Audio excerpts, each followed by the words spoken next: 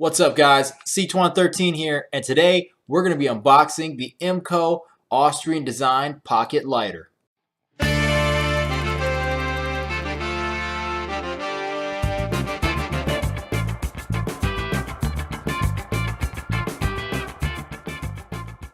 Alrighty guys, so this awesome lighter here comes in a very simple box here. It just says IMCO on the front since 1918.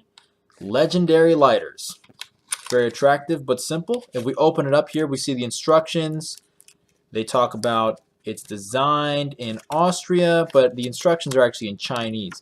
So even though this lighter is based on an Austrian design, this particular lighter is made in China. However, having owned one of these in the past, I can assure you that the quality is in fact there. I had no issues with this particular lighter. So there's the lighter. However, in order to go over the features, I want to go ahead and reel up this lighter for the first time. So let me go ahead and do that, and then I will show you all of the amazing features that make this, in my opinion, an even more technically superior lighter to the Zippo. Despite the fact that I will never stop carrying a Zippo, and despite the fact that I love Zippos and everything they represent, I have to hand it to this particular type of lighter for just having so much more technical advancement and capability. So I'll get back to you as soon as I fill this thing up. Alrighty guys, so I've got this thing filled up here, and now we're going to go over the differences between this and a Zippo that in my mind make this a technically superior lighter. However, that won't change the fact that I love Zippos and I will never stop carrying one. But I will have to admit that this is a technically superior lighter and has far more amazing features that in my mind, while can't be implemented on a Zippo, still nonetheless make this maybe a better option for some people who just want a lighter and don't really care about the novelty and features and just class of a Zippo. So the first issue that people experience with a Zippo is the issue of fuel evaporation. People will say that, oh, if they don't use their Zippo very often, they might pull out their Zippo after 2 weeks and find that it won't light because the fuel has all evaporated.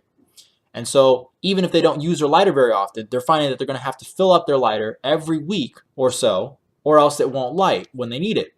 And that's wasteful because if you're not using it, that fuel is just evaporating into the air. That's just money that's evaporating away from your lighter. This lighter aims to solve that problem in a very interesting way. The fuel canister, instead of being an insert like on the Zippo that just slides into a loose sleeve there, has a bottom end cap that seals tightly over that material there. You see your rayon in there. The cap seals tightly over that, so it's a very tight fit. You can see that I'm not easily able to turn it, so that's a very tight fit. And although not airtight, this is a significantly better seal than is made by the insert of a Zippo into the case. In addition, you have another seal here at the base where this insert slides into the lighter. The only place that fuel can truly evaporate from this insert in any significant way is through the wick. And of course, that is a much smaller exit point for vapors. So as a result, I noticed with this particular lighter that I have double or even triple the amount of quote unquote standby time as opposed to a Zippo. So whereas with a Zippo, I find that after about a week and a half, depending on if I'm carrying it in my pocket or in a holster or something like that, it'll begin to dry out, okay, to the point where it won't light anymore. Whereas with this lighter, even in my pocket, which is with warmer temperature, which will it will speed up evaporation, I was finding that I could get 2.5, almost 3 weeks without having to refuel and having it still be able to light. Okay, that deals with the evaporation issue. But you say, well, what else is there that's amazing about this lighter? What else is so cool, right? Well, the second thing, of course, is flame size adjustment.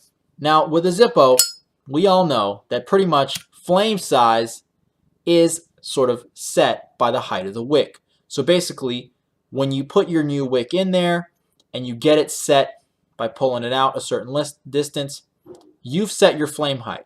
And although you can move the wick closer to the flint wheel or further away from the flint wheel to increase flame size, for the most part, it's not easily adjustable. It's basically a set and use function. And that is just how it is. However, with this slider, that adjustment can be made by this sliding flute here. You pull the flute down, you get a much larger flame, and you push it all the way up to restrict some airflow, you get a smaller flame. Again, this can be done on the fly while the lighter is lit. This is, again, very advantageous. And of course, when you're done, you slide it all the way up, and that restricts, again, evaporation. Again, all of this helps. The other feature that's amazing is, of course, with a Zippo, although I think a lot of people that like Zippos like this feature, including me, I will say, but it does slow you down. And that is that you have to open the lid first and then strike your flint wheel.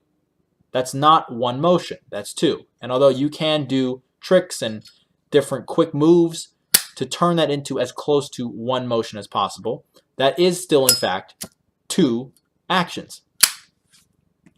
However, with the IMCO here, it's one action. You see that? Opening the lid also turns the flint wheel. And of course, there you have your flame adjustment. Pull it down, big flame. Pull it up, small flame. Again, all of this is done analog. The last thing that's great about this slider is the Flint replacement. So on a standard Zippo, the Flint replacement involves removing the insert. See if this is too hot to touch. No, it's not. Okay.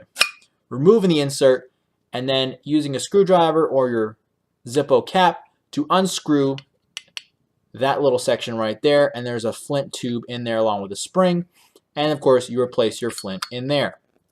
However, that's definitely not something that's easy to do. It revolves removing the insert, possibly a tool if it's too tight. Again, nothing wrong with that. I do it all the time. Not exactly super technically difficult, but it is a little inconvenient.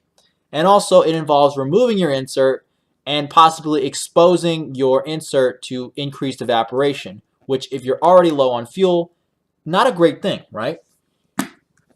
Well, on this lighter, this Austrian-Designed lighter, the entire Flint system is removed outside of the fuel canister. Again, we remember that our fuel canister here that contains our rayon material that absorbs our fuel is its own separate unit over here. Our Flint system is over here, and it's encapsulated in this spring-loaded mechanism. If I just push in on the end right here, and pull up on here, you now see there's a track in here. And if I pull back on this and look in there, there's my Flint. I just pop in a new Flint. So there's the Flint. If I want to take it out, I just dump this over, pop in the new Flint, push this over, fold it up, and I'm ready to go. And again, I cannot say how easy that is to do. And again, it doesn't require me to, again, expose the rayon material to evaporation, losing some of my fuel. It doesn't involve me taking apart the lighter, removing the insert. And again, all of this just seems so elegantly designed. And it's beautiful. It's beautiful. It really is. So in conclusion, if you think this thing is as cool as I think it is, give this video a thumbs up. If you want to get it or take a look at it, feel free to check out the Amazon link in the description. But I'm in love with this lighter. I'm so happy I was able to find it again. I used to have one of these and I lost it. So anyway, guys, thanks for watching. If you liked it, give me a like. If you have any questions or comments, I'd love to hear it. Leave them below. And if you want to see more, get subscribed.